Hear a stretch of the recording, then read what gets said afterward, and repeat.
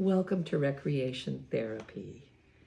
My name is Peggy Gregory. I'm the recreation therapist, and this is my assistant, Samantha Brown, who you all get to work with. Today, we are going to show you how the recreation therapy calendar works. We're going to start with the categories, which is in yellow here. And we'll talk about the 4 steps of recreation therapy. Are you ready? Here we go. The first category is Sunday. It's called ball. And when you match to the calendar, you're going to match either using an object or you're going to use the graphic for Sunday. And the category for Sunday, this is the graphic ball. It's a category. There's 7 categories because there's 7 days in the week, right? And each category is going to give meaning to the day. So it's very important that on Thursday you do science and you don't just do art because you feel like it. Recreation therapy has, it's different than just doing recreation, it's therapeutic. And one of the things to make it therapeutic is to make the day meaningful. Because when the day has meaning, then everybody in the home feels secure. And it's the way we empower our individuals to have control of their lives. So when we go through this video, keep in mind that the day of the week controls the category. It's kind of a terminology thing. There's categories, and then the rest of them are called skills. They're the actual skill that comes under the category. So our first one is ball, Sunday. And when you match to the calendar, you're going to have the leader. The leader is going to use the recreation therapy binder. So the leader is to take the category ball off and put it on the category. And then the first skill, which happens to be catch and throw, they would put on the skill section. And we added a picture of supplies. Now, you're very welcome to take a picture of your own supplies, but I went ahead and just took a picture of my supplies so there would be a picture and it would give staff an idea of what to buy. So we put them down here. In this case, in ball game, there's a mitt, so you can actually teach skills to people that are social, higher functioning, and can learn to do the turn taking and play part of a game. But in some cases, it'll just be a heavyweight ball and a lightweight ball to give sensory stimulation to those that need sensory stimulation. So anyway, that's the categories that we're going to be doing through the week. And if you're working with a person that uses objects, I call those people sensory. And when they use the object, we want you to say, you're going to be practicing some communication skills. And that can also happen with the people using the graphics. They may need to learn to say Sunday ball games. It'll help set in place by having everybody verbalize Sunday ball games. It'll anchor it into your mind.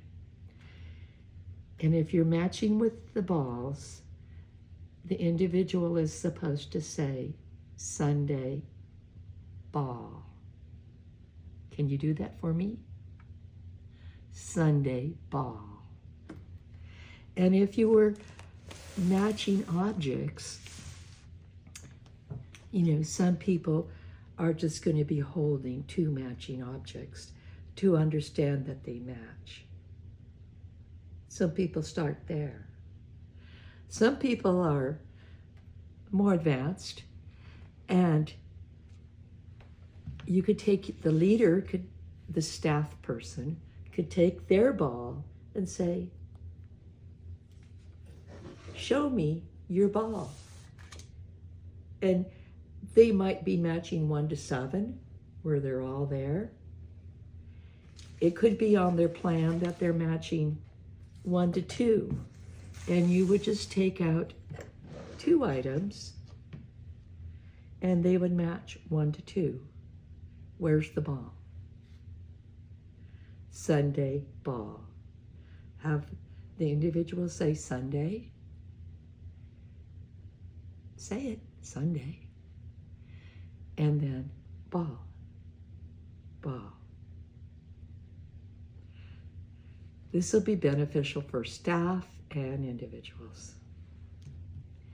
Now we go on to the second step. That was the first step of recreation therapy, matching to the calendar.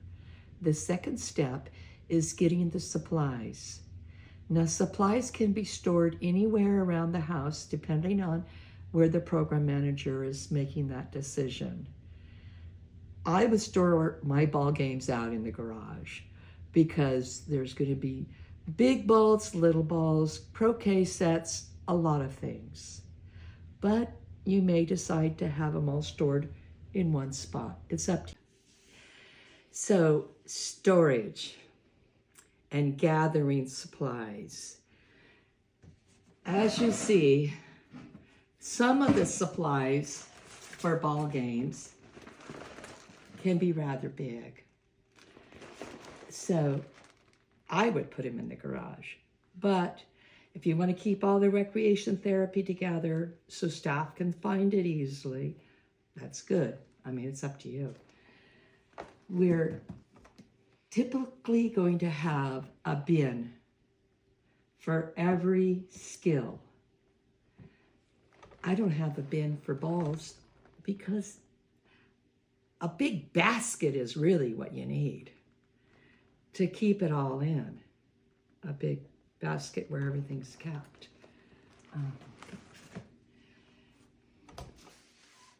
Some of the categories, art would have a bin. Music. Music, they might not fit in a bin. We're hoping to have a bin for each activity though, and a picture of some of the supplies that don't fit in the bin. Like a piano would not fit in the bin.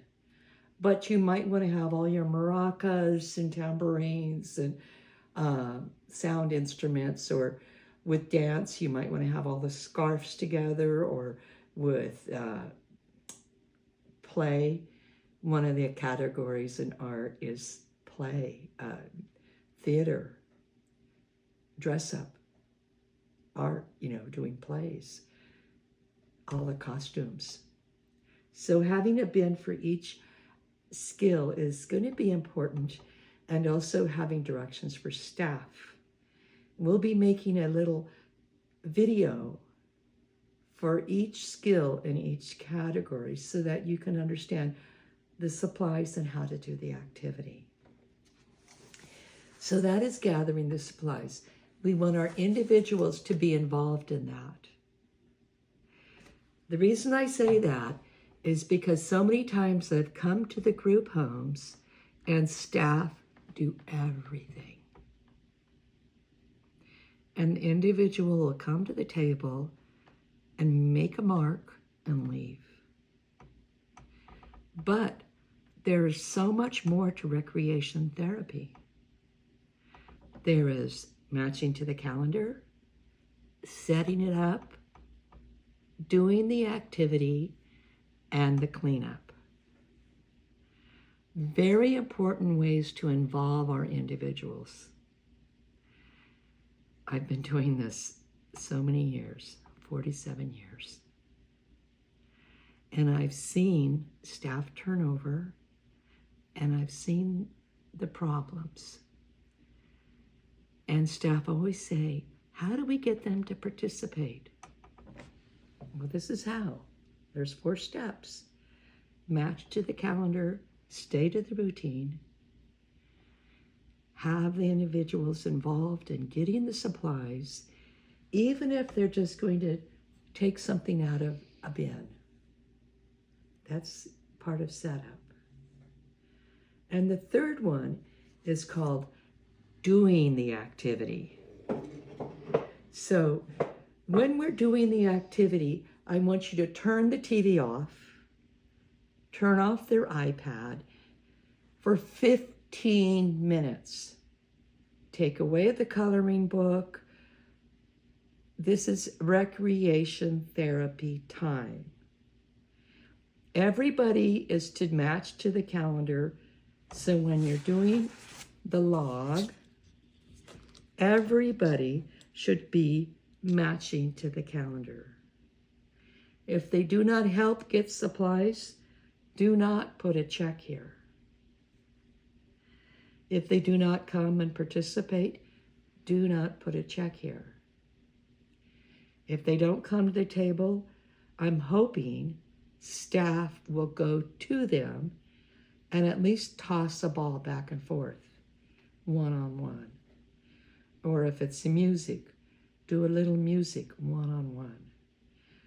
And then in the comments, you could say, one-on-one with staff. Or they came to the table. Here you are supposed to chart something significant that happened. What they actually did. Don't put enjoyed it, but say they smiled the whole time. Or talked. Because I find that when somebody really enjoys it, they start even singing. So put some comments about what they did. If they held the pin, if they played. And the 4th step is cleanup. Don't do it for our individuals, please. That is where you're going to find the most participation, is in the cleanup. Putting things away. And I know some of you are going to have to lock your supplies up because they'll be destroyed otherwise. But if that's not the case, please make sure that our individuals have access to getting them and putting them away. That'll be really good. Let me see. If